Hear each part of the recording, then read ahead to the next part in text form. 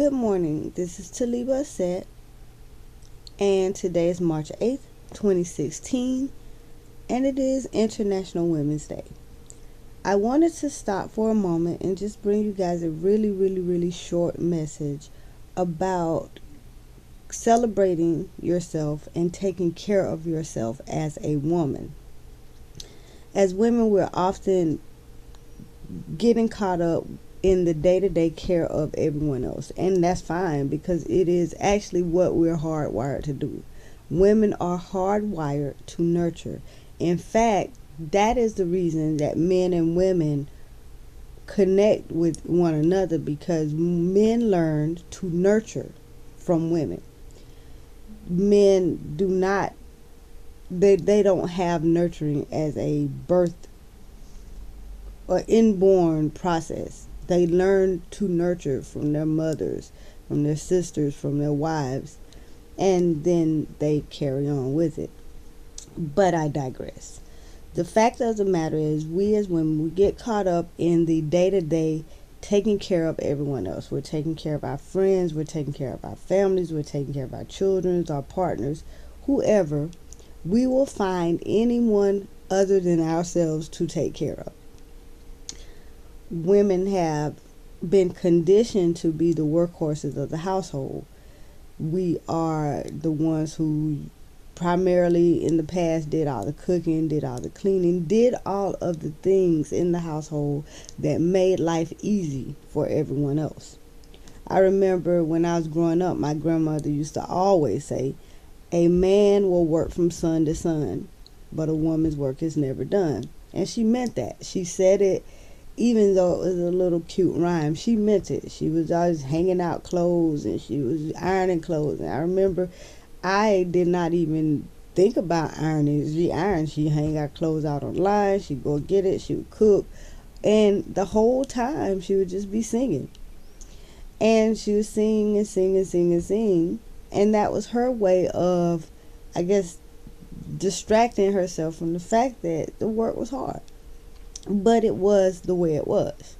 And that's not, and I'm not at all, please don't misunderstand, I'm not at all saying that women are not supposed to do these things. We're actually hardwired that way.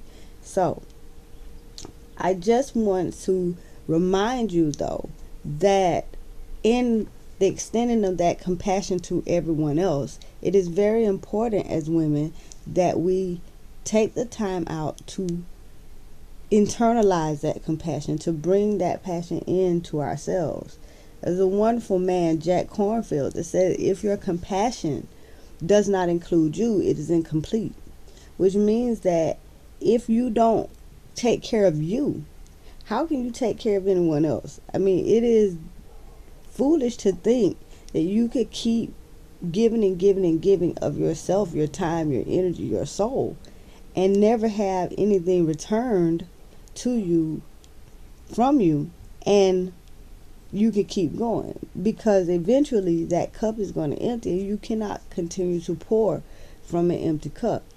As a matter of fact, you know, a lot of women who go out and they get their nails done and they get their hair done, you will hear them make excuses. Oh, well, you know, it was time, whatever. Stop doing that. Stop treating trips to the hair salon and trips to the nail shop and trips to get your brows done or whatever.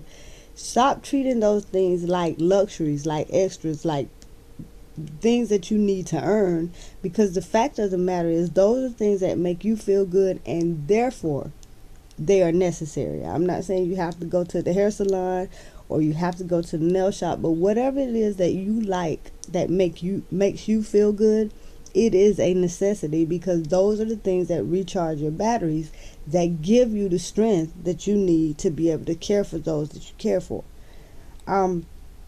You can't, it's no way to pour out of an empty cup. You can't take care of anyone else if you don't have anything within to take care of them with. Case in point, if you've ever flown on a plane, you know, the stewardess, the flight attendant, they come up to the front of the plane and they do the little demonstration. And when they talk about those breathing apparatuses that fall down, the first thing they'll tell you is, look, in the case that we need these things, how about put yours on first before you try to help someone else? And the fact of the matter is, they're saying to you, look, if you die, you're no good to nobody. Get you straight first. And when you're straight, you have what you need to help everyone else. And that is the message that I'm sending to you women today, to celebrate yourself. Men, if you have women in your life, mothers, sisters, cousins, aunts, wives, girlfriends, whatever, take the time out to just say thank you. You know, a lot of times we don't really want a whole lot. We want to be acknowledged. We want to be appreciated. We want to be thanked a lot, because we do what we do because it is what we do. We don't do it because we are looking for the gratitude to be extended. However, it does feel good. It's kind of like you tell someone you love them. You don't tell them you love them because you want them to love you back, but it also feels good to hear it sometimes. I just want to say, you know, in closing, that there's nothing at all wrong, women, with taking the time out to celebrate you, taking the time out to talk to you, to let you know that you are fierce, like you're something else.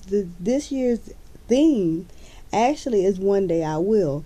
I would suggest that everybody sit down, you know, as a woman, and think about the things that you've put aside. What dreams have you had that you put aside for your families? What dreams have you let go of for your children? What dreams have you told yourself that you probably cannot have because you have all these other people and all these other things to care for? Start to reawaken those dreams. Start to wake those dreams up and think about ways. Be creative about ways that you can go back and bring those dreams back to life.